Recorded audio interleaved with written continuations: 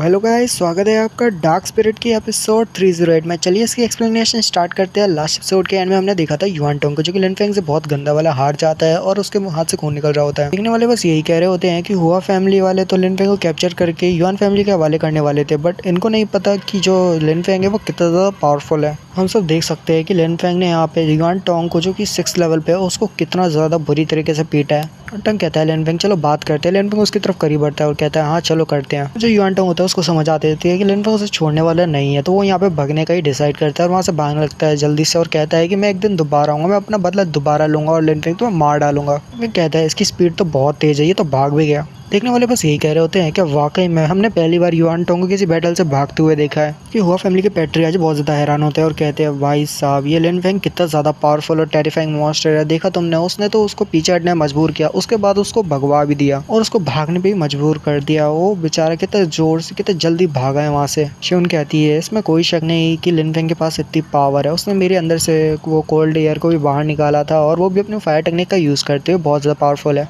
Father से कहती है फादर क्या वाकई में लिन फेंग ठीक होगा, जबकि फादर कहते हैं मैं दुआ करूंगा कि लिन फेंग बिल्कुल ठीक हो इस फाइट के बाद भी। लिन फेंग युआन फैमिली के मेंबर से कहता है तुम सभी लोग जो भी यहाँ पे आए हो युआन टोंग के साथ, चुपचाप से यहाँ से दफा हो जाओ और हुआ फैमिली पे हाथ डालने की कोशिश मत करना, वरना मैं युआन फैमिली में आकर तुम्हारे जो एक एक मेंबर है उन सबको तड़पा तड़पा के मारूंगा, तो चुपचाप से यहाँ से दफा हो जाओ। सभी लोग कहते हैं यहाँ से भाग लो, ये एक मॉन्स्टर है, हमें यहाँ से भागना होगा, ये टेरिफाइंग मॉन्स्टर है। लिन फेंग अपने मन में सोच रहा होता है वाकई में मैंने कुछ ज़्यादा ही युआन टोंग को पीट दिया। मुझे लग रहा है युआन टोंग कुछ टाइम तक तो हुआ फैमिली को परेशान नहीं करेगा ना युआन फैमिली, ऐसा देख के तो लगता है, क्योंकि युआन टोंग काफ़ी ज़्यादा जख्मी है, उसको अपने आप को हील करना चाहिए। जो हुआ फैमिली है उस पर कोई अभी बड़ी आँच नहीं आने वाली, तो मुझे यहाँ पे ज़्यादा टेंशन फ्री हो जाना चाहिए अभी तो। शियोन से लिन फेंग कहता है शियोन तुम्हारी बॉडी से जितनी भी कोल्ड एयर थी बाहर जा चुकी है और जो युआन फैमिली है वो तुम्हारी फैमिली पे बिल्कुल हमला नहीं करेगी, तो तुम भी टेंशन फ्री हो जाओ और नॉर्मल जैसे जीते हो वैसे जियो। क्योंकि अब मेरा यहाँ पे काम खत्म हो चुका है, मेरे पास वो किनियन जेड आ चुका है और जितना भी काम था मैंने सारा खत्म कर लिया, तो अब मेरे जाने का समय हो चुका है। लिन फेंग वहाँ से जाने लगता है और कहता है कि कभी दोबारा मिलेंगे। तो लोग कहते हैं क्या वाकई में देखो लिन फेंग कितना ज़्यादा पावरफुल है और उसने उस लड़की जो कि काफ़ी ज़्यादा सुंदर है उसको मना करते वो तो अपने रास्ते चल पड़ा। शिवन कहती है लिन फेंग मुझे एक सेकंड दो, मुझे तुमसे बात करनी है, एक सेकंड ज़रा रुको। लिन फेंग हवा में ब्रेक मारता है और कहता है हाँ बताओ क्या बात है, तुमने मुझे क्यों रोका, कुछ बात है तो मुझे बता दो। उसे तो मेमोरी जेट देती है और साथ ही एक अर्चमेंट स्क्रोल देती है, जो कोई अजीब सही स्क्रोल रहता है, वो हमें आगे पता चलेगा। शिवन कहती है लिन फेंग मैं चाहती हूँ कि तुम इसको पास रखो अपने, क्योंकि इसमें बहुत सारी ऐसी चीज़ें हैं जो कि तुम्हारी हेल्प करेंगे आगे जाके। हो सकता है कि ये तुम्हारी कल्टीवेशन में भी हेल्प करे, तुम्हारी कल्टीवेशन भी आगे जल्दी जल्दी तेज़ी से बढ़े। लिन फेंग कहता है तुम्हारा इस तोहफे को देने के लिए बहुत बहुत शुक्रिया। लिन फेंग और शिवन एक दूसरे को गुड बाय कहते हैं, इसी के साथ लिन फेंग वहाँ से चला जाता है। नेक्स्ट सीन लिन फेंग के घर का होता है, जहाँ पे लिन फेंग अपने रूम में बैठा होता है। लिन फेंग कहता है मुझे नहीं पता कि आखिर ये स्क्रोल किस टाइप का है और इसमें ये चीज़ क्या है। तब जो हमारा लिन फेंग होता है स्क्रोल को खोलता है तो उसमें लू शेंडान के बारे में लिखा होता है। लिन फेंग कहता है क्या लू शेंडान, ये अजीब सा स्क्रोल जो कि काफ़ी ज़्यादा फटा पुराना लग रहा है, असल में ये बहुत ज़्यादा प्रीशियस है। असल में ये पूरा स्क्रोल मतलब ये जो पूरा स्क्रोल है वो प्रेस्क्रिप्शन है, वो भी लू शेंडान का। लू शेन पेन बनाना बहुत ज़्यादा मुश्किल होती है, बट अगर आपके पास पूरा प्रेस्क्रिप्शन हो तो हो सकता है कि आप उसको बना सको। मैं तो यहाँ पे लॉन्गशे एम्पायर में आया था जस्ट ऐसे ही स्नोई कंपटीशन में हिस्सा लेने के लिए और यहाँ के थोड़े बहुत जीनियसों से मिलने के लिए और उनके साथ फाइट बैटल करने के लिए। मुझे नहीं पता था कि मुझे यहाँ पे आके ये प्रेस्क्रिप्शन मिल जाएगा, वो भी लू शेंडान का। ये काफ़ी ज़्यादा प्रेशियस चीज़ है। यहाँ पे जेड ऑफ मेमोरी कुछ होता है जो कि जेड ऑफ मेमोरी होता है, तो यहाँ पे लिन फेंग उसकी तरफ देखते हैं और कहता है मुझे इसको भी देखना होगा, खैर इसके अंदर क्या है। लिन फेंग जब उस मेमोरी जेट के अंदर देखता है तो कहता है वाकई में ये तो 9 यांग कुंफू ही है, जैसे कि मैंने सोचा था। उन लोगों की स्पेशल टेक्निक ये यांग फायर 9 यांग कुंफू है, जो कि एक फायर टेक्निक है जो कि काफ़ी ज़्यादा पावरफुल होती है। जितना आपका लेवल इंक्रीज होता जाएगा उतनी ये जो टेक्निक है वो उसके हिसाब से जो है पावरफुल होती जाएगी। अगर आपकी कल्टीवेशन ज़्यादा है तो इसकी पावर भी उतनी ज़्यादा बढ़ेगी। लू शेंडान है वो असल में एक अल्टीमेट यांग एलेक्जर है और वो मेरी काफ़ी ज़्यादा हेल्प कर सकता है ऐसे। तो मुझे यहाँ पे जियोयांग ग्रास को भी ढूंढना होगा क्योंकि वो मेन कंपोनेंट है और वो पूरी तरह से यांग एनर्जी से भरा हुआ है। जो लू शेंडान पिल होती है वो आपकी जो फ्लेम होगी वो उसको बहुत ज़्यादा पावरफुल कर देगी और जो आपका यांग एट्रीब्यूट है उसको भी बहुत ज़्यादा पावरफुल कर देगी। साथ ही आपकी जो कल्टीवेशन है वो भी बढ़ेगी, इंक्रीज होगी।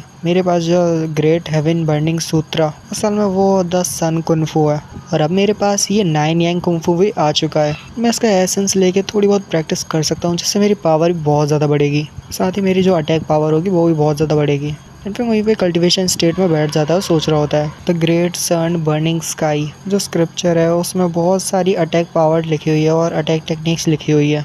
एक अटैक मेथड है 9 यांग डिवाइन स्किल। इसकी जो अटैक पावर होगी वो बहुत ज़्यादा इंक्रीज हो जाएगी अगर मैं इसको प्रैक्टिस करता हूँ तो। और वो ये वहीं पे 9 यांग कुंफू को सीखने लगता है, जैसे कि यूज़ किया था सेकंड अंकल ने, वही फायर बॉल, वही कि ये जो होता है वो लिन फेंग प्रैक्टिस कर रहा होता है। इस टाइम के बाद हमें युआन फैमिली का सीन दिखाया जाता है जहाँ पे वो युआन टोंग का घर होता है। वहीं पे दो बंदे होते हैं, एक तो डार्कनेस टाइप का कोई बंदा होता है, दूसरा एक येलो ईयर में बंदा होता है। येलो ईयर वाला बंदा जो कि कहता है कि भाई साहब ये जो अभी युआन टोंग ने जो ट्रबल कास्ट किया है और जिस बंदे के साथ उसका एक्सीडेंट हुआ है, जिस बंदे के साथ उसके फाइट में हार गया है वो बंदा यानी युआन टोंग, यकीन नहीं हो रहा असल में उस फाइट से यहाँ पे एक डार्क बंदा जो कि अट्रैक्ट हो गया और यहाँ पे आया है। येलो हेयर वाला बंदा जो होता है डार्क लड़के की बात कर रहा होता है जो कि उसके बगल में होता है, उसी के बारे में बात कर रहा होता है और वो बोलता है मेरे को लगा नहीं था इस इंसिडेंट के बाद तुम भी यहाँ पे अट्रैक्ट हो जाओगे, तुम डार्क लेफ्ट हैंड चू वुमिंग। तो डार्क वाले बंदे का नाम चू वुमिंग होता है जिसको यहाँ पे आया होता है, वो भी उसी इंसिडेंट को लेके जो कि लिन फेंग और युआन टोंग की फाइट हुई थी। डार्क लेफ्ट हैंड चू वुमिंग भी जानना चाहता है आखिर कौन है वो बंदा जिसने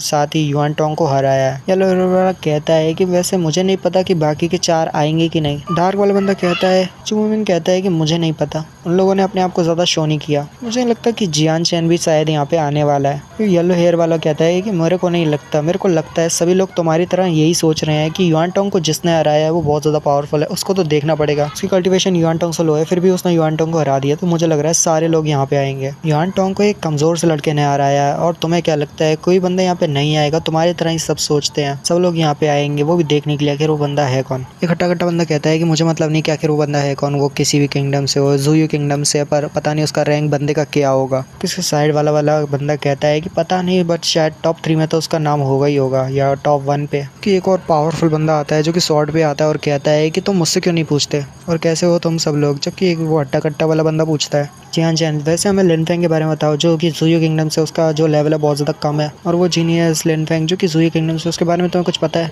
और वो ज़ुयू किंगडम में कौन से रैंक पे आता है? जबकि वो जो जियान चैन होता है वो साफ साफ कह देता है कि मुझे नहीं पता, लिन फेंग का रैंक असल में यहाँ पे किसी को नहीं पता।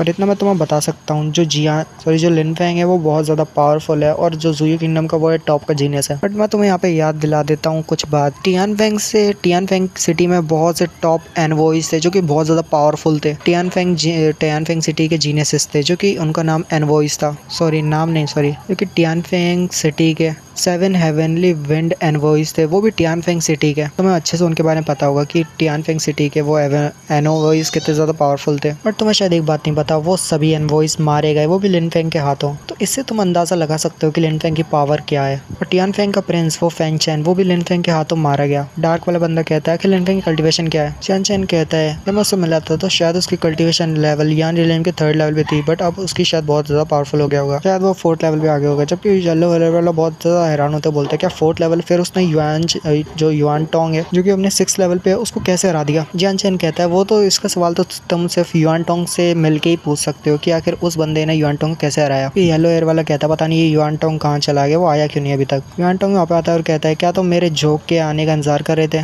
क्या तुम यहाँ पे मेरे जोक सुनने आए हो? येलो एयर वाला कहता है युआन टोंग जल्दी से हमें बताओ कि उस बंदे की कल्टिवेशन लेवल क्या है जिस बंदे ने तुम्हें हराया है। तो युआन टोंग कहता है किंचुआन तुम ज़्यादा यहाँ पे एरोगेंट शो मत करो, तुम्हें नहीं पता वो बंदे की पावर क्या है। यान रिलेम के 4th लेवल पे है पर उसकी पावर बहुत ज़्यादा है, 6 लेवल से भी ऊपर लेवल की उसकी पावर है, बहुत ज़्यादा पावरफुल है। इसी के साथ ही वाला एपिसोड यहीं पे खत्म हो जाता है। Hope you will enjoy, leave like अगर पसंद आता है। मिलते हैं अगली वीडियो में, सारा पीस, गुड बाय, कमेंट कर दो, मोटिवेशन मिलता है, बाय। कल मेरा नेट खत्म हो जाएगा तो हो सकता है कल वीडियो ना आए, तो सॉरी, मिलते हैं अगली वीडियो में, बाय।